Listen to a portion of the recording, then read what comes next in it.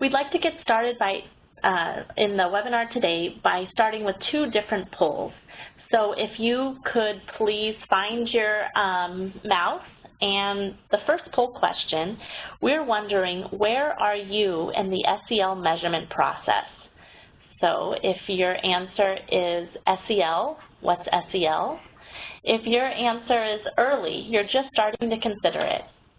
If your answer is midway, have a measure selected and are soon planning to start collecting data, or D, late, the SEL data is already rolling in. We'd love to know where the folks who are calling in are currently at. We have about 30 seconds. It sounds like we have 4 seconds remaining, and then we'll go ahead and close the poll.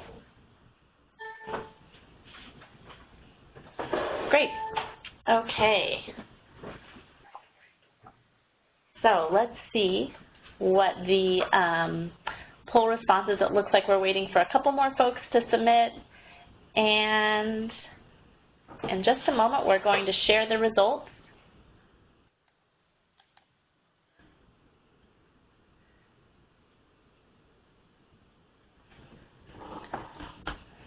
Great. Okay, so it looks like we have a pretty even split of folks who answered, and that we are still having a lot of folks weren't able to answer that poll. So let's try and hopefully we can get a couple more people on the next poll.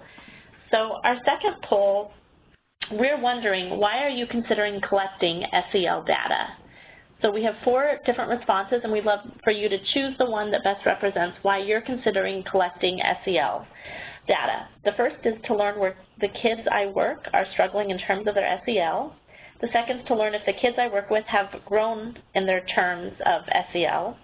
The third is to compare SEL skills of students in the schools and programs I work with. And fourth, other. And if you have other, please feel free to open up the chat and share with everyone why it is that you're interested in collecting social emotional learning data. We have just a few seconds left. Okay, great. We're going to now slowly close the poll and view the results. And we appreciate having everyone answer these results. They help us understand who's on the phone and how we can best talk about social emotional data over today's webinar. So let's look and check.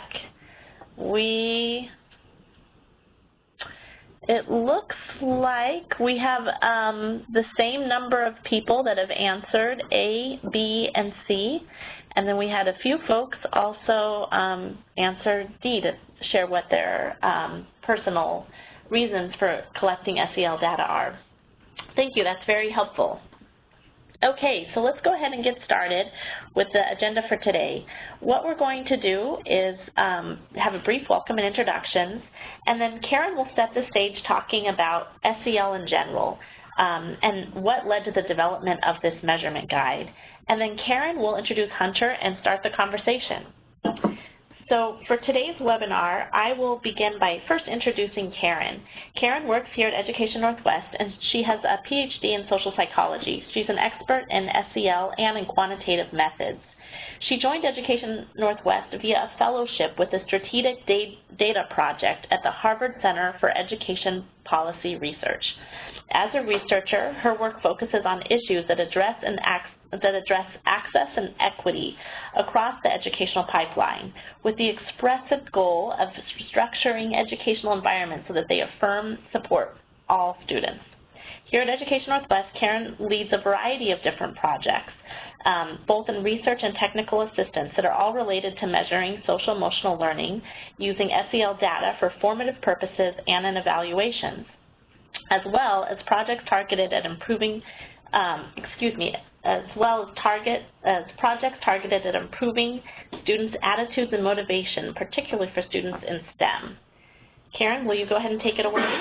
Sure, thank you, Celeste, and thanks everybody for joining us today. We're really excited to get the chance to be here with you and talk about something that we are all super passionate about, and that is SEL measurement.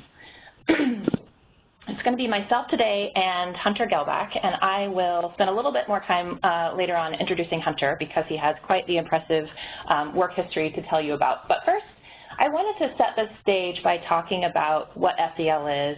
If you think back to that first poll question we asked you, we said, where are you in the process of SEL measurement? And I don't want to out anybody, but a good chunk of you said, SEL? What's SEL? Hold on one second. We have one participant that's reporting there's no sound.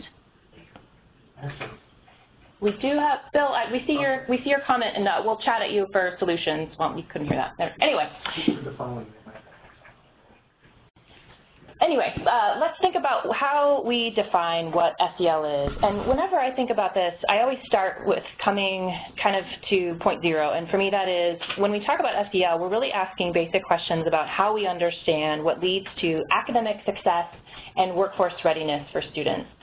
And I think of this in some ways as being a really complex system. Academic success doesn't just happen overnight, some magic formula. Instead, it's dependent on a lot of inner working factors. And we know that, of course, I think we all agree that young people's school success is going to be dependent on strong academic skills and content knowledge. That's a no-brainer. However, we also know that this system isn't just about kids being little bundles of facts and study behaviors. There's a bunch of other stuff in this system that promotes academic success. And these other things aren't necessarily captured by scores on cognitive tests, but that certainly doesn't mean they aren't also crucial for strong academic performance. Now, what this other stuff is can include a range of behaviors and skills, attitudes, dispositions, mindsets. One way to succinctly sum up what all these factors are is that they fall under this umbrella of being kind of the set of emotional and psychological habits or mindsets that enable students to be able to negotiate life effectively inside and outside of the classroom. And these are just a few of the constructs that typically fall under that other stuff umbrella. This is things like self-efficacy, emotional competence, the ability to self-regulate, social skills, interacting with peers, and much, much more. This is a complex system. Exactly what that other stuff as a category should be called is tricky, and we still haven't really settled on agreement about what term to use. Some of the popular terms that you've probably heard floating around include non-cognitive or non-academic skills. Those terms are particularly, I think, well hated in the community as they are so broad and non-specific. We often hear terms like soft skills or 21st century skills, particularly from employers. A new one that's been put forth recently is mindsets, essential skills, and habits, or MESH for short. This is one used by the organization Transforming Education. And of course, social emotional learning, or SEL. Now, for better or worse, SEL is what we have settled on and has been popularized. And in some ways, this is a step forward because it certainly has greater specificity from the non-academic or non-cognitive skills. But this term, too, has its flaws. Words like skills and learning can often indicate that these are discrete things that students should be independently responsible for developing, when we know that it's really oftentimes the context they're immersed in that either fosters or promotes that skill. Gehlbach has pointed out that one reason it's really been hard, we've had these issues around semantics, is that this is a very diverse group of factors, and they're difficult to name because they don't necessarily belong together. As much as we've moved away from terms like non-academic or non-cognitive, I think we still fall prey to defining what this other stuff is by what it's not. And it's not anything academic achievement. And that makes it really hard to solidify what these constructs are as a category. Regardless of what we call it, abundant research has made it clear at this point that these factors are really foundational to students' school and life success. I think of this as a kind of suite of factors as playing the role of toolkit. And these are the tools that kids need to be able to come into the classroom, take in instruction, learn new material, and really succeed to their potential. Just as we would consider it to be nonsensical to ask a construction worker to build a home for us without the necessary tools, it's just as absurd to expect students to be able to reach their academic potential without fully equipping them with the SEL skills they need to do just that. Now, the factors that lead to and promote young people's SEL capacities are influenced by multiple factors. And we know from a robust body of research that children who experience tumultuous early childhoods that are characterized by unsupportive home environments, chronic stress, and early trauma tend to show disrupted development of their social and emotional abilities, particularly when it comes to the capacity to regulate their behavior and emotions and form connections with other people. This can feel really frustrating for those of us in education when we have this sense that students step into the school and we have little control over what's happened to them before they even come to our classroom. Fortunately, we know that many of these factors are malleable and they can be developed through caring relationships and the kinds of intentional school practices that support their development. This research has led to increased efforts by schools to do just that, to put into place the kinds of practices and supports that help develop young people's SEL capacities. Not surprisingly, this has also led to increased attention to measuring SEL. Now, the interest in SEL measurement, at least in my mind, seemed to increase about tenfold with the rollout of ESSER, the Every Student Succeeds Act, which required schools to track at least one non-academic measure of school quality or success. And this so-called fifth indicator seemed to open up really an unprecedented opportunity for people that think about school accountability to consider school success much more broadly. And many SEL proponents floated the idea that perhaps SEL could be a potential indicator. Now, I think that the excitement on the part of SEL proponents was nearly equally, if not more so, matched by SEL critics who pushed back on this idea.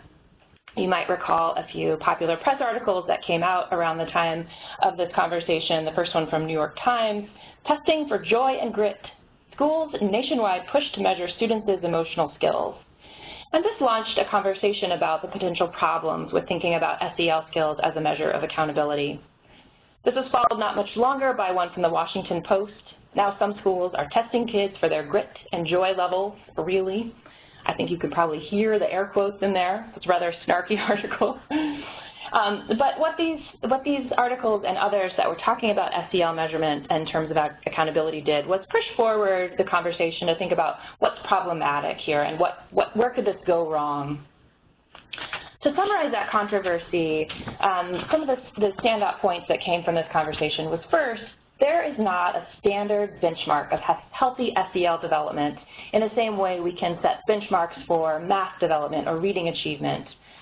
And because that's the case, there really isn't an appropriate way to grade kids or grade schools. You just can't think about SEL measurement in the same way we think about traditional academic achievement measurement. Another big criticism was that people were really worried about the possibility to game these surveys, or that students could figure out what's the right answer here, and then instead of answering honestly about their perceptions, instead say what they think their teacher or their principal wants them to say.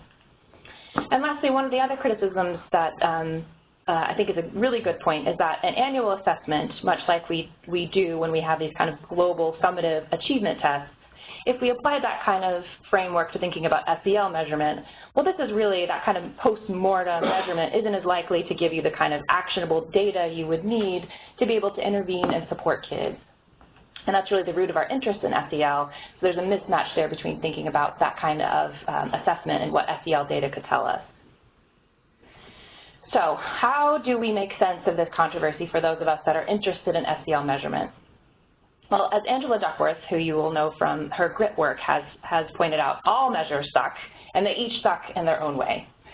And although this language might be a little impolite, I think the really important point here is that, and one that we need to keep in mind, is that SEL measures, yes, they are flawed. But SEL measures are flawed like all measures are flawed. And there is no perfection. And learning about how to measure and measure well is an iterative process where we take what we've learned when we make mistakes and improve upon it. So SEL measures, given that this is a relatively new field, we have a ways to go, but that shouldn't shut down the conversation altogether. Because, and yet, even amongst this controversy and these good points about problems with SEL measurement, we know that SEL is important.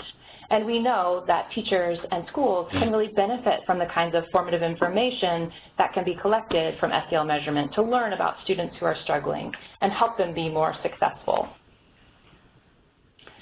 So with that backdrop of where the SEL measurement landscape sets, this is what inspired myself and my colleagues to think about an SEL measurement guide. And the guide I've created and that we will share with you after today's webinar, along with the slides, is really a distillation of some lessons learned in working with our partners that have been interested in SEL measurement. And what we've put together here is what we hope sets down on paper some of the really key decisions that are critical at the outset before launching into SEL measurement to promote the collection of SEL data that are really high quality and, most importantly, are going to be actionable and suit the needs of people that are using those measures. So I'm not going to go through the measurement guide in detail now. I want to hit the high points. We've included 3 steps, and I'm happy to talk more about it, but I want to tell you a little bit about these 3 steps and then launch into a conversation with Hunter about how SEL measurements and data can be used. So the first step in our measurement guide is clarifying the purpose for measurement. As with any data collection effort, this is not a new concept. Clarifying purpose is certainly not new to SEL measurement. This is a critical step with any data collection. But we know that SEL measurement is going to be most informative and most useful when schools and organizations start out by carefully considering the purpose of their assessment activities and to what end they want to use the data. This is really critically important because SEL data may be used for a variety of purposes, and we specify those in this guide. This is not an exhaustive list, but people have used SEL data for identifying individual student need, using SEL data for program improvement and evaluation, and also accountability. Each of these big buckets of different purposes comes along with different design and measurement considerations. So the purpose, the really critical piece here is that articulating the purpose for measuring SEL is a critical starting point that informs all other aspects of the measurement design process, including which measures you select, the necessary qualities those measures have, when and how measures are administered, how data are analyzed, etc. It really does inform all that's to come, and so this is a very important place to begin. The second step in our measurement guide is deciding which constructs to measure.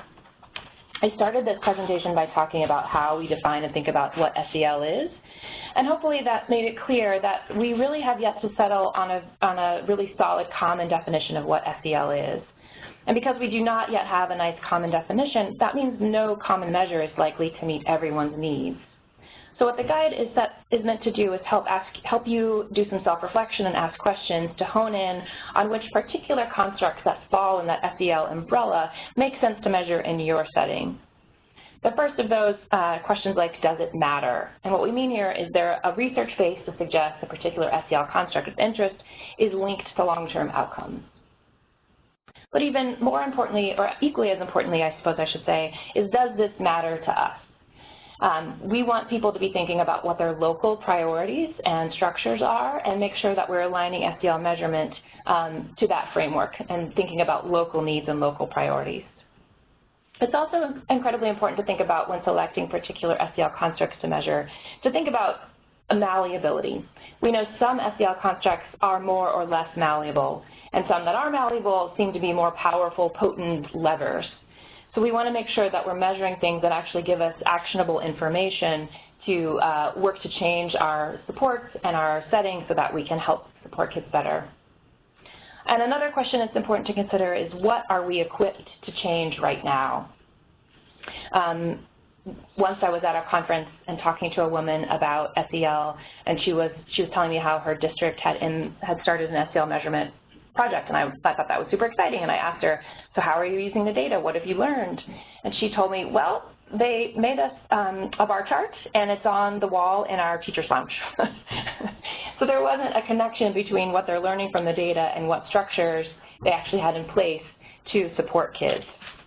And that disconnect makes SEL measurement that much less potent. And finally, step 3 in our guide is to select the appropriate tool.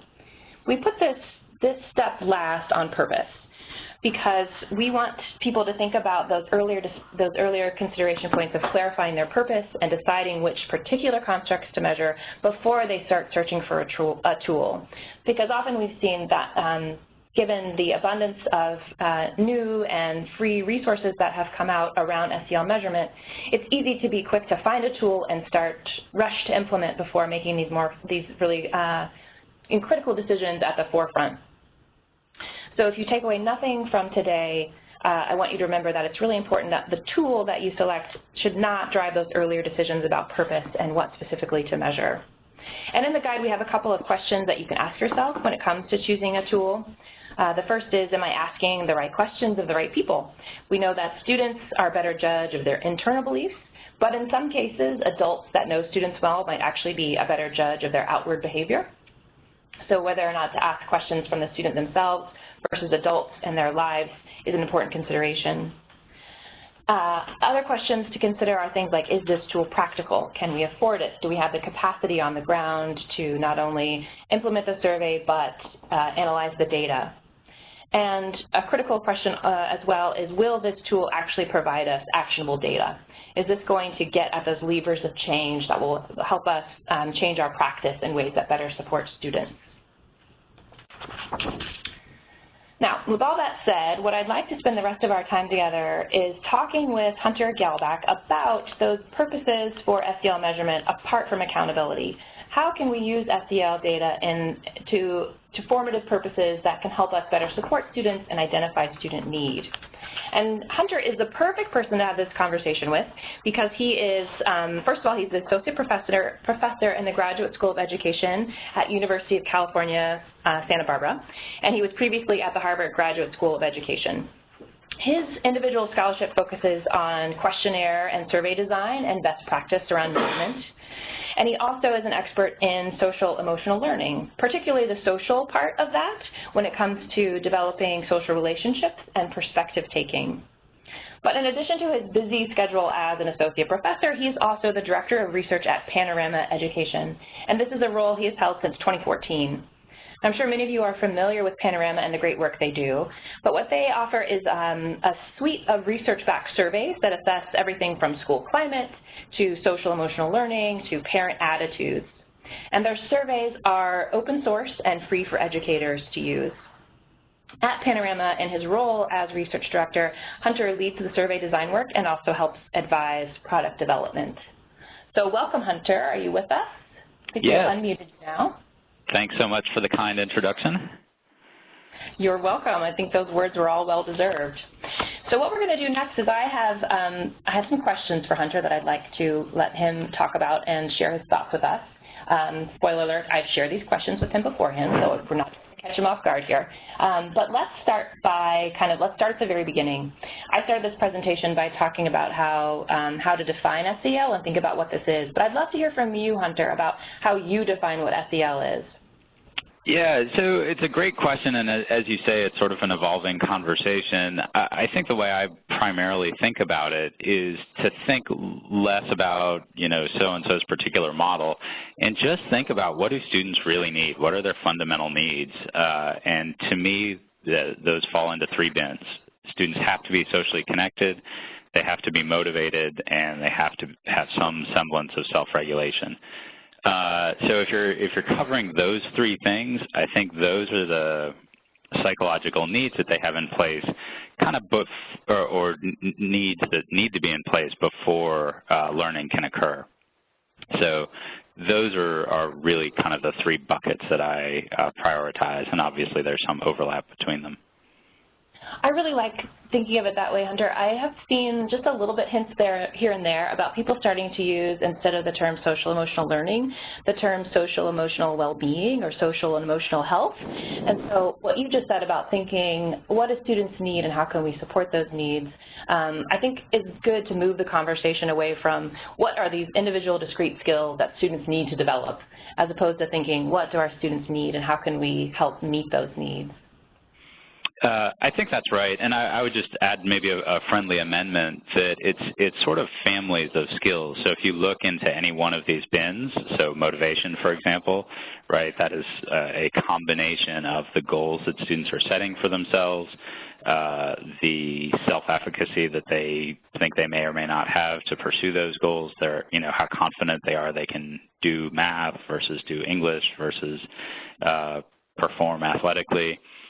And also in pretty much every theory of motivation is some kind of energizing force, whether it's emotion or interest in the subject matter or curiosity, and so that affective component also a big piece. The point being that as the conversation shifts towards kind of constructs and you're thinking about exactly what to measure, these are pretty big bins. There's a lot of stuff in there that would be important to think about measuring at any given school. Mm-hmm. And I think thinking of it that way leaves room for the needs of any one setting can be different from, even a school across town. So if they're thinking about SEL measurement, tying that to their students' specific needs, it leaves that leaves the flux about what specifically they want to measure and matching it to their specific definition of what their students need. That's exactly right, and the other half of that question is sort of what do we measure now versus, and what are our sort of current priorities versus what do we think we can push off to, a few months from now and prioritize and focus on later. Mm-hmm. That's one thing I really appreciate about Panorama's approach to the measurement tools that they share, and I think, correct me if I'm wrong here, but I think it's modular in nature. So when people partner with Panorama, they can say, well, growth mindset and sense of belonging are really important to us right now, so that's what we want to measure. We'll save self-efficacy and self-regulation for another year. Is that true? Oh, that's exactly right. And that was the whole principle behind the design, is that, from a sort of central point of being Panorama, we can't possibly predict what every school's priorities might be at any given time. And we're not the experts on the local needs, and so we certainly offer some coaching and some thoughts and advice on sort of what might make sense for any given school to prioritize, but ultimately that's a decision that has to come from the school or from the district. I agree. All right. So what do you think about measuring SEL? And I'd like to hear you think about, earlier I talked about how there's different purposes for measuring SEL, but I'd love to hear your thoughts about the goals of the measurement process. Yeah, so in general, I'm very, very bullish on the possibilities here. So I think there's lots of evidence already out there that we can measure these constructs and measure them reasonably well. Certainly important to be humble about it too. We're pretty new at this. We've been doing standardized testing measurements for a long, long time, and so it seems natural and appropriate that they might be a little further along in working out some of the kinks. But I think we're catching up pretty quickly in the sort of survey world. With respect to sort of the goals of the measurement process and what one would want to think through in terms of that. Different schools are going to have really different goals. Just to give a little sense of some of the things I feel like we see at Panorama on a regular basis. A really common need is I'm a principal, I want to get a baseline read on my school. I want to kind of see where things are at and begin to think about what I should prioritize. Others more interested in comparing subgroups of students. We're a big school, who are we serving well, who are we serving poorly, and then, have some conversations around that latter group. Another big one tends to be the schools that have been with us a little bit longer are really interested in detecting change over time. So without any sort of intervention, what's happening with our students in the fall, and then where are they in the spring? And their natural ebb and flows both sort of over the school year and from grade to grade, what happens to the 9th graders when they become 10th, 11th, and 12th graders. And so just learning what some of those usual sort of patterns of development are with your students or potentially with your teachers too is a big topic for a lot of schools. And then finally, the fourth one I would say is that a school might have a new intervention or a new prioritization for the year, and they want to get some evaluative information on how that's working and if they're moving the needle on things. Bear in mind, of course, all these are in the service of broader goals. So, a lot of what we think we're going to be really helpful with and doing is improving teacher development, teacher professional development. So, once teachers have data that speaks to them in their classroom and exactly their students, that's really hard to do with the sort of, with the professional development I went through when I was teaching 10th grade. You know, it was like the superintendent from the school next door who just kind of came and talked about whatever was on his mind, and it didn't apply much to me personally, but you know, the capacity to use data that's, you know, very much your students at a particular moment in time seems really helpful. So can improve the teacher professional development, improve actual teaching performance, improve student outcomes with this kind of information, guide schools in terms of changing their culture, identify where interventions are needed. So all these sorts of goals, I think, are possibilities with SEL measurement. I agree. And one thing we often hear, people get excited about SEL measurement and what they can learn, and they want their measures to do double duty. So for instance, I want to be able to know at the beginning of the school year, I want to get to know my kids, establish a baseline, but I also want to know, I want to use that same data to tell me, have we seen any changes over time, and are our interventions working? I wonder if you have thoughts to share about asking too much of measures and how the decisions we make about when to measure can impact what we can learn from data. Yeah, so it's entirely possible to you know, sort of get some multiple outcomes out of one round of data collection. For example, getting a baseline read on your school and comparing subgroups of students. There's absolutely no reason that can't happen in one fell swoop of data collection. If you're going to do a pre and post and see some, you know, that gives you the baseline data, it gives you the capacity to compare subgroups, and it gives you the capacity to see some change over time.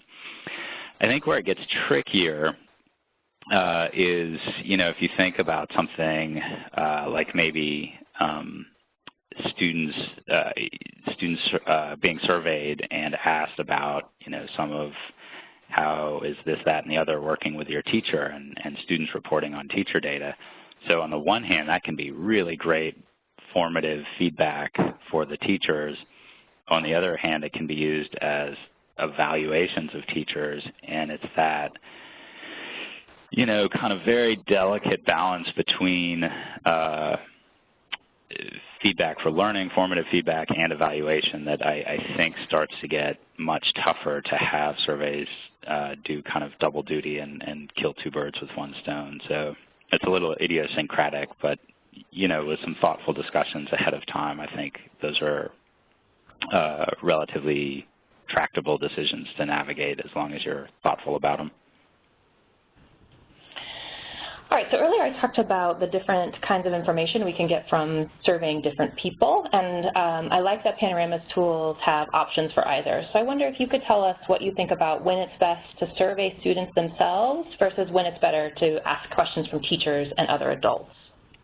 Yeah, great pair of questions. So I'm going to sound a little bit like a broken record and say it depends a lot on the local context again.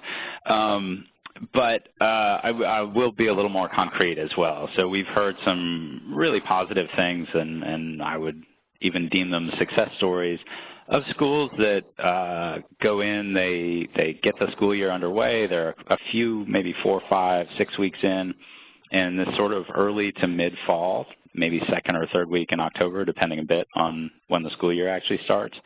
And that gets you enough of a pattern going in the school so that students are giving you a pretty good read on how things usually typically are. And it's really early in the school year, so it allows teachers to make some changes in their practice. Mm-hmm. And then if that gets complemented with a spring administration, so let's say maybe March in a sort of typical September to June kind of school year, it's a long time for students, so there's plenty of time to see if the teacher's new habits, new practices are making a difference and get some feedback on that. But it's not so late in the school year that the teacher can't then institute a new round of practices and changes to try and make some headway. And so I think, you know, particularly given that every class of students is different for teachers, you really only have that 1 year. You want data that's going to help you with those students that are in your classroom right now. And so that sort of mid-fall and early spring pre-post kind of design, I think has worked well for a lot of folks. And it shortens the amount of time that teachers have to wait for some good feedback. So, you know, one of the big problems with standardized testing was teachers would find out the results of their students' performance on those tests in the summer.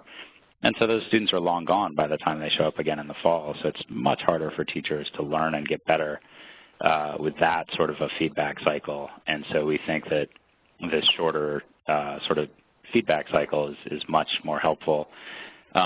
Just one other quick note on that. I think there's a lot of promise and some experimentation with short daily surveys, and I think that's a pretty interesting approach. So, you know, maybe just 1 or 2 quick questions as students are heading out the door, out of class, can give teachers some really good insights. You also mentioned surveying teachers on here. That, I think, is much more sort of dependent on, you know, do you have a new administration? Are you shaping initiatives for the coming year? Or are you sort of like summing up and circling the wagons to think through things for over the summer in preparation for the following year?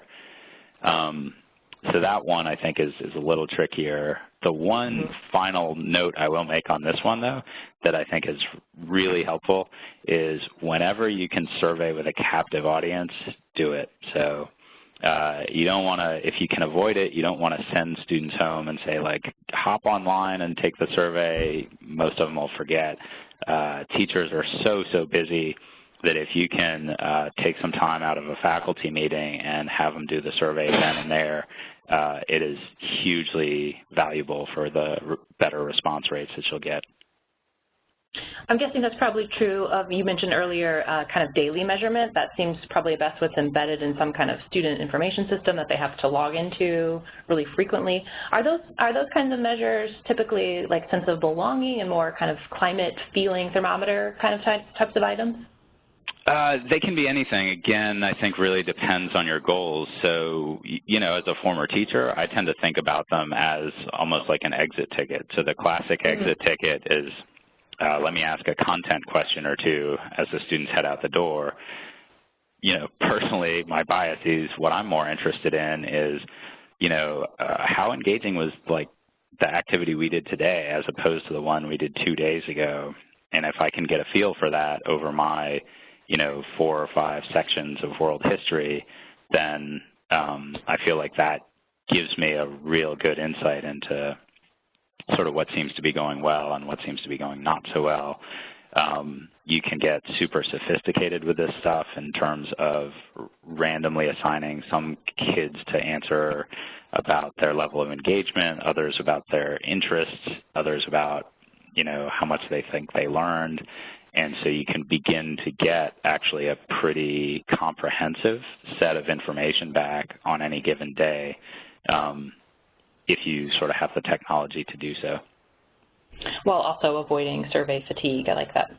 Yeah, exactly. It's being really respectful of students or potentially teachers' time if you're not asking every single person every single question.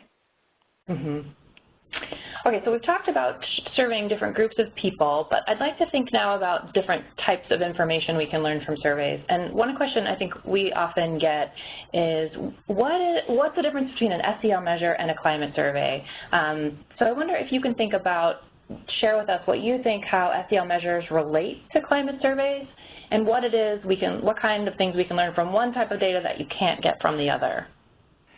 Yeah, so I really appreciate the spirit of this question. I think it comes out of a need to kind of divide up and simplify the world a little bit. So social emotional learning classically sort of has so many overlapping Venn diagrams, and I think your gears on the earlier slides are a good sort of illustration of this. And even with the sort of pitch I'm making, right, like the social domain ends, but like social is one of the things that is one of our biggest motivators. So where does the social end and the motivation begin? You know, goals are such a huge part of motivation, but sticking to your goals is certainly a self-regulation thing. So this, you know, there's a lot of overlap is sort of the bottom line. And I think in parallel to your question, you know, my sense of this sort of how does SEL relate to climate is kind of, where does the personal student level stuff end and the perception of the climate stuff begin? And honestly, I don't draw much of a distinction here. Mm-hmm. So if you think about maybe like the social domain, key constructs there are things like sense of belonging, teacher-student relationships, the overall school climate, and obviously individual perceptions are a huge part of that, but the overall climate of the school is probably equally influential. And honestly, I think it might be maybe a little bit of a fool's errand to think that you can get some insight over like the objective climate of the school. I'm not even quite sure what that would mean. But perhaps more important is, and I will, show my cards here as a psychologist, right? I think the thing that you're really curious about, if you want to predict people's future behaviors, you need to know their perception of reality, not some objective reality. And I think by thinking about SEL measurement or measuring social and motivational and self-regulatory kinds of processes, you're getting that intersection and interaction between people's individual personal perceptions and the climate. And some might be a little more geared toward one or the other. Mm-hmm.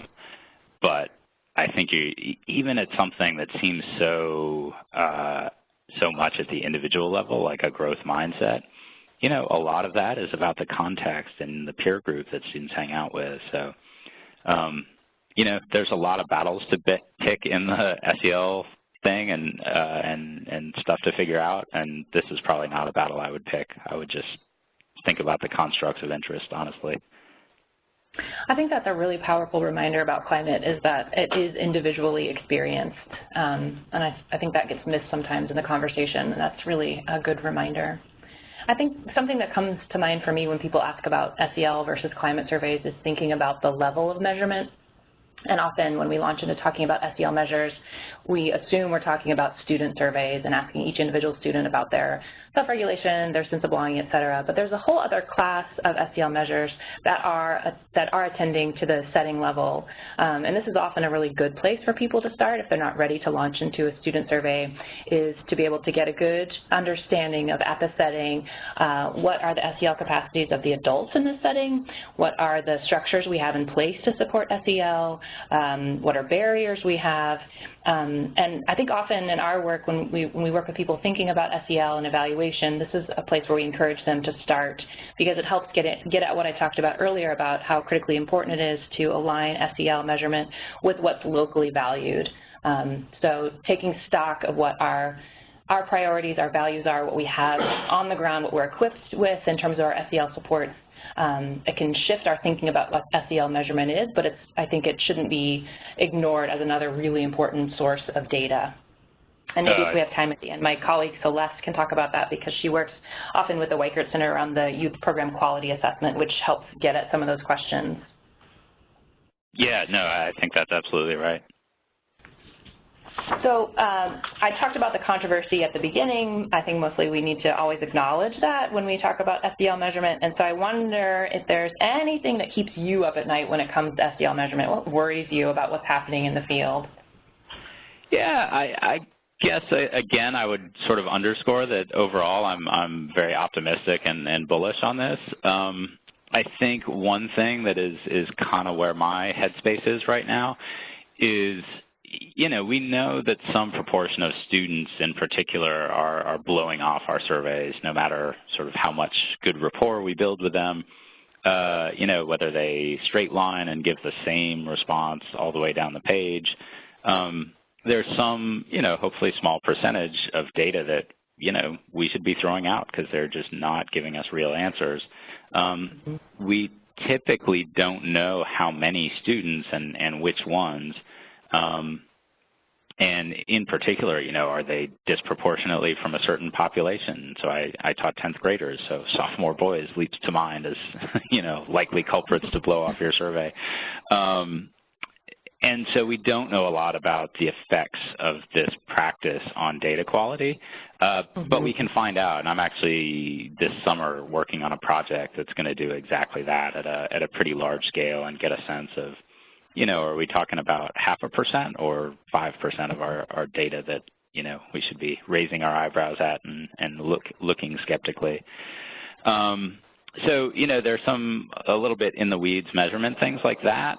But honestly, beyond that, I think it's less about, you know, how are we measuring, can we measure this stuff, and more about sort of the larger process of administering surveys and the implementation and the use of data. So, you know, I think as your slides earlier showed, like there's a lot of easy stuff for the press to misinterpret. And the comment that leapt out at me was, I think one of the articles was talking about they're going to test students on their grit. Well, no, it's not a test. A test has right and wrong answers. These are surveys. It's very different. So there's some really sort of basic things like that that I do sort of worry about. You know, we want to be smart about how that kind of information gets out into the public domain and gets talked about in the public sector, because, you know, a lot of the public sector is parents, and they're going to have an influence on schools and some of the practices. So sort of potential misinterpretations, I do worry a fair bit about, you know, this notion that we might attach stakes to surveys. I think they serve phenomenal, they have phenomenal potential for helping provide teachers with feedback and shaping their professional development experiences. There's going to be a fair bit of mischief that gets caused as high stakes get attached to it. It's not to say you can't do it, but it's delicate, and we got to be super smart about that. You know, maybe one last thing sort of on the interpretation. I think at a very basic level, I worry about the interpretation of what these scores mean. So I can imagine, and we've sort of had situations where teachers will come back and say, oh my God, I'm so depressed, you know, on a 1 to 5 scale, I ended up with a 2.5, and that seems really low. Well, you know, that's not how these scales work. It's possible that might be a low score, but it's equally plausible that that scale just has harder items. So, for example, you know, if you ask a student an efficacy sort of question, how well can you do at school, that's going to get one distribution of scores. If you ask, how well can you do on the most challenging assignments your teacher gives you, that's going to give you a very different distribution of scores. And so that score on a 5-point scale is probably much more about how hard the items are, and clearly needs to be interpreted in that context. Yeah, I think that's a really good point, is that using SEL surveys and data requires some savvy when it comes to data use. Because this is different than a typical achievement test, it's not as if there is some benchmark of excellent student SEL achievement, and we need to be able to have that frame of reference about taking away that sense of this is good or this is bad, and have awareness of the kinds of normative trajectories that kids show leaps and bounds, and there's also dips, and at any given time we shouldn't expect them to have mastered, for instance, their self-efficacy. There's going to be change, and it's also going to depend on the setting they find themselves in. They might be highly self-efficacious for their math class, but not feel so confident when it comes to art. There's just a lot of nuance around understanding what the data can tell us that I think is critical. Yep, precisely. All right, well, let's shift away from that negative, thinking about our worries about SEL. Instead, do you have any favorite SEL measurement success stories that you can tell us about in your time at Panorama? Sure, maybe a quick one. Actually, this is sort of precedes Panorama by a little bit. So with a graduate student of mine, you know, we did a lot of work on teacher-student relationships. The literature is super clear. These relationships are important for everything from student motivation to attendance. One thing you find in the literature a lot of is that students' perceptions of their teacher-student relationships are really robust predictors of students' grades. And this literature kind of bugged me for a long time in that, you'd see some studies that would talk about teacher reports, right? So if you've got kids at younger grades, it's the teacher reporting on the teacher-student relationship. And then once you got into middle and high school, especially since teachers are teaching, not 25 students, but more like 125 students, then you shift into student reports. But we know that relationships are two-way streets, and no one has been sort of measuring both at the same time. So, my lab group has a big focus on being pretty thoughtful about the survey design process.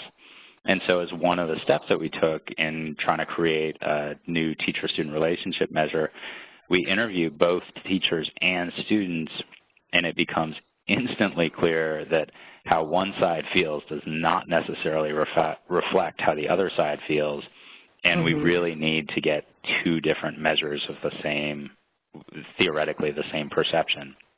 So fast forward, we develop a measure, we give out this new survey scale to dozens of teachers, hundreds of students, and that grade finding that I mentioned earlier is totally wrong. It's not the student's perception of the teacher-student relationship that matters if you want to predict their grade. It's the teacher's perception. And so, it's a small illustration, but,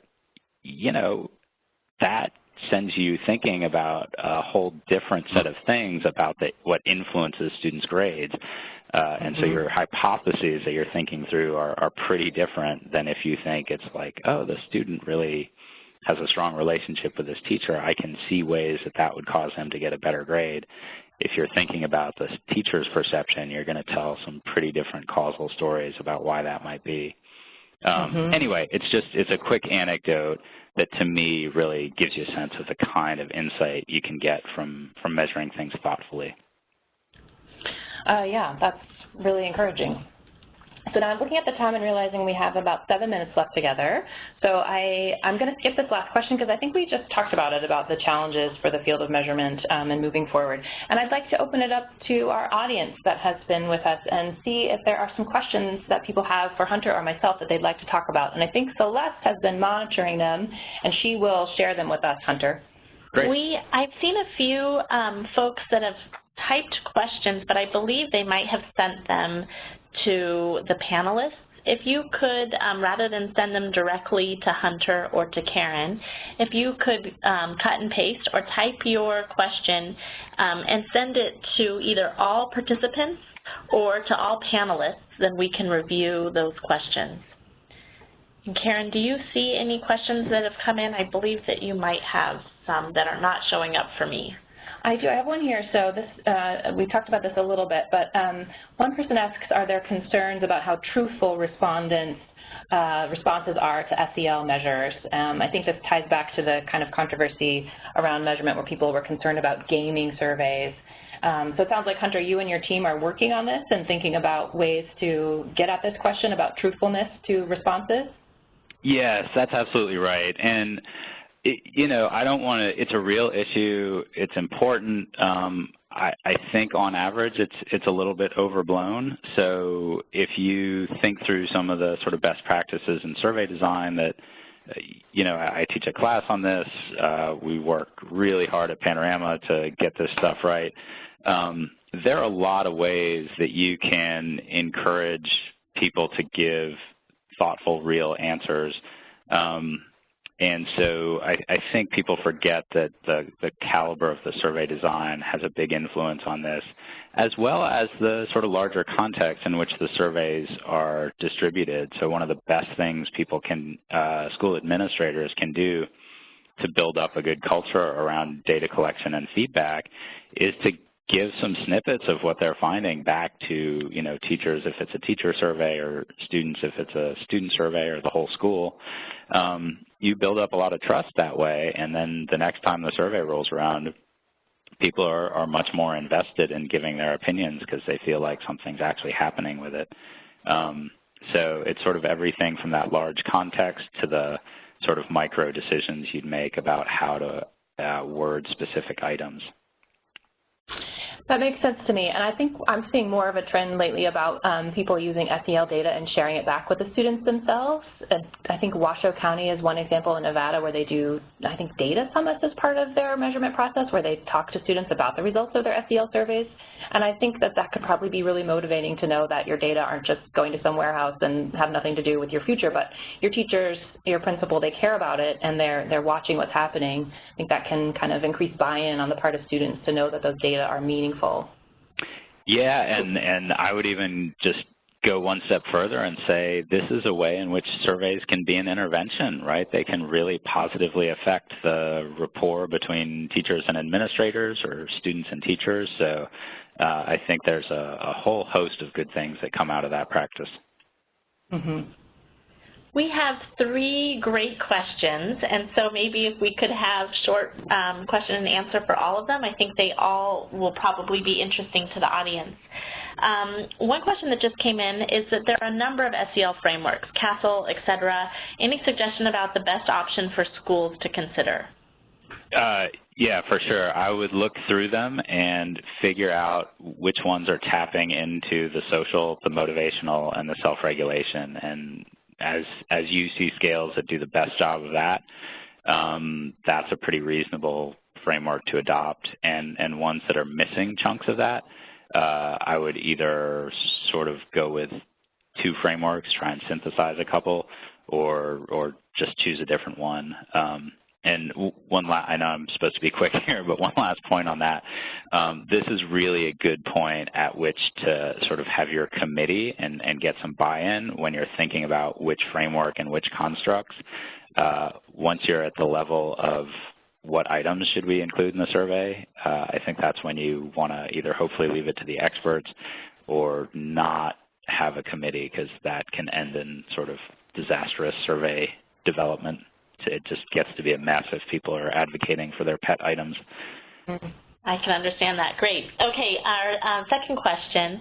We had someone who said, is there an effort to see how to measure major life events? For instance, if something really big happens to a student, going to the hospital, you know, something that's intense or traumatic. Is there any particular ways that that is utilized by schools? That is a fabulous question, not one I've heard before. I don't know of any work that's sort of doing that, but I think the thing that leaps to mind as really important about that is you probably don't want to be waiting around for the survey administration date before you find out about those things. So I'm not sure surveys are sort of the mechanism I would try to put in place at a school to capture that information. I think you probably want something where the students can be proactive and say, like, look, hey, I've got something important to tell you now. Sure, you can wait and do your survey in March, but like right now here in January, having, you know, just had my mother pass away, like I need some vehicle to tell you, the school administration, that I'm in a different spot right now than I was a week ago.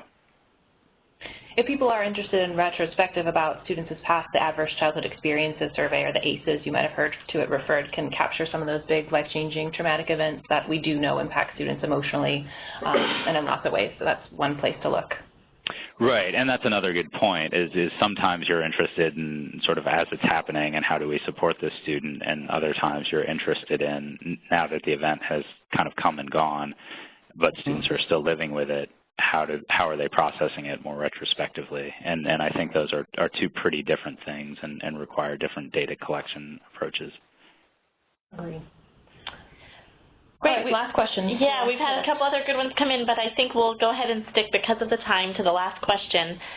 Someone just asked about next steps, and I think that probably a lot of people on the call are thinking about, all right, I'm really interested in this, and yet how do I proceed next? So is there any advice that either of you 2 can give based on your experience working with schools and SEL on kind of an early outline of how to begin to step through or begin to move through this information?